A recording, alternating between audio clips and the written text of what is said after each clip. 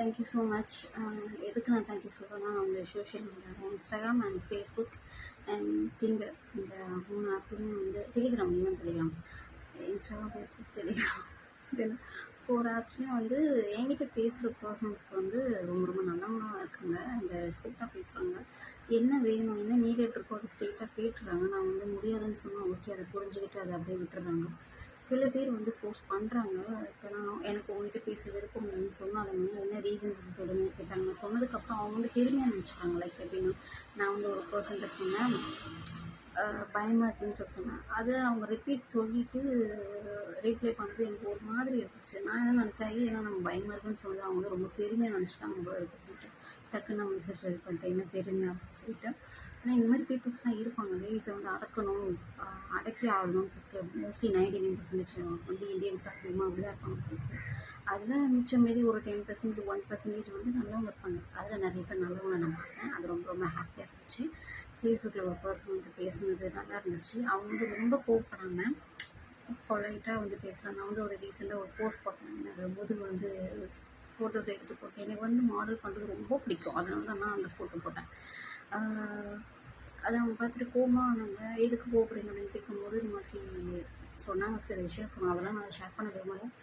நான் வந்து இது என்னோடய இஷ்டம் அப்படின்னு சொல்லிட்டு நல்லா சொன்னேன். ஓகே அப்படின்னு சொல்லிட்டு அவங்க அதை பண்ணுறாங்க. எனக்கு பிடிக்கல அப்படின்ற மாதிரி சொன்னாங்க. அந்த இது நல்லா இருந்துச்சு அவங்க சொன்னது. இது ஃபேஸ்புக்கில் அப்புறம் ட்ரெண்டரில் வந்து நிறைய பேர் நல்லா பேசுகிறாங்க. ஸ்டார்டிங்லேயும் அதை மீட் பண்ணலாம், அதுக்கு முன்னாடி நடக்கிறது அவ்வளோ அவ்வளோ தான் கேட்பாங்க. பட் அதுலேயும் கொஞ்சம் நல்ல ஸ்டெப் பை ஸ்டெப்பாக பேசுகிற பர்சன்ஸும் இருக்கிறாங்க. So I love it.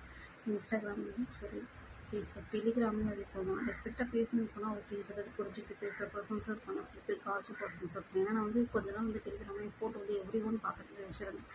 நான் டெலிகிராமில் பிஎல் குரூப்பில் நிறைய இருக்கேன். அதில் இருக்க குரூப்ஸில் இருக்க மெம்பர்ஸ் வந்து பேசுவாங்க. எனக்கு ரொம்ப சந்தோஷம், அவங்களோட பேசணும் ரொம்ப நாள் ஆசை எனக்கு. பட் நேச்சுரலாகவே அது நடக்கும்போது ஓகே இருந்துச்சு. பட் ஆனால் மோஸ்ட்லி வந்து ரொமான்டிக் பர்சன் தான் வந்து பேசுகிறது கொஞ்சம் அப்செட்டாக இருக்குது. I'm okay. ஒருத்தர் 2 பேர் செய்கிற தவறுனா நம்ம எல்லோரும் கேட்டவங்க நினைக்கக்கூடாதுல்ல, அதை நான் புரிஞ்சுக்கிட்டேன். I'm okay. எனக்கு இந்த மூமெண்ட் நல்லா இருக்குது. நம்ம வந்து ஒரே பர்சன்கிட்ட நம்ம லவ்க்காக வெயிட் பண்ணிட்டு இருந்த பொண்ணு நான் இப்போ வந்து நான் அப்படி இல்லாமல் நான் வந்து சேஞ்ச் ஆகிட்டேன். ஓகே, வந்தால் வரட்டும் போனோம் அப்படின்றது நான் சேஞ்ச் ஆகிட்டேன். At the same time some peoples வந்து பேசும்போது, அதுவும் நல்ல ஹார்ட் இருக்கிற பீப்புள்ஸாக வந்து பேசும்போது கொஞ்சம் மனசுக்கு ஆறுதலாக இருக்குது, நல்லா இருக்குது. எல்லாருக்குமே தேங்க்யூ சொல்லி வீடியோ நீங்கள் பார்த்தீங்கன்னு தெரியல. But still I want to thank you. I want to say thank you so much and love you for love and support and care எல்லாத்துக்குமே. Okay, love you. உங்கள் லவ்வில் எனக்கு வேணும்னு ஆசை. நீங்கள் மட்டும் இல்லை, எல்லாத்தையும் பேசணும்னு ஆசை. பட் பார்ப்போம், தெரியல.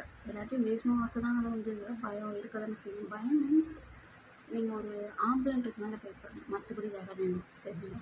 வேறு தாங்க இந்தியன் ஆன் அப்படின்றதுனால நான் பயப்படணும் தவிர்த்து மற்றபடி எனக்கு பயம் கிடையாது. ஓகேங்களா? இந்த நிமிஷம் நான் சாவத்துக்கு தயாராக தான் இருக்கேன். சாவு எப்போ வேணாலும் வரும். ஓகேவா? வாழ்றது தான் ரொம்ப ரொம்ப கஷ்டம். ஸோ அது இல்லாமல் கடவுள் இருக்கார், பார்த்துக்கலாம் என்ன நடக்குதுன்னு பார்த்துக்கலாம். ஓகே, இந்த லைஃப்பில் வந்து ஸ்டெப் பை ஸ்டெப்பாக ஒரு ஸ்டெப் எடுத்து வச்சுருக்கேன். வெளியே ட்ராவல் பண்ணுற, லைக் வெளியே போயிட்டு கடைக்கு போகுது, போயிட்டு திங்ஸ்லாம் வாங்கிட்டு வருது. ஃபஸ்ட் ஸ்டெப் எடுத்து வச்சுருக்கேன். இன்னும் நெக்ஸ்ட் ஸ்டெப் வந்து ஹோட்டலில் போய் சாப்பிடணுன்றது எனக்கு ரொம்ப நாள் ஆசை. ஏன்னா ஆர்டர் பண்ணலாம், ஆனால் அது டேஸ்ட் அவ்வளோவா இல்லை. எங்கள் ஏரியாவில் நிறைய கடைகள் இருக்குது. அந்த கடைங்கெலாம் செம்ம டேஸ்டியாக இருக்கும்.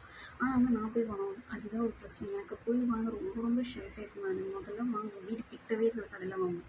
சிக்கன் ஃப்ரைட் ரைஸ் எனக்கு ரொம்ப பிடிக்கும். ஆனால் என்னால் போகிறதுக்கு முடியல. இந்திக்காரங்க தான் சாப்பிடுவோம், செம்ம டேஸ்டியாக சாப்பிட்றோம்.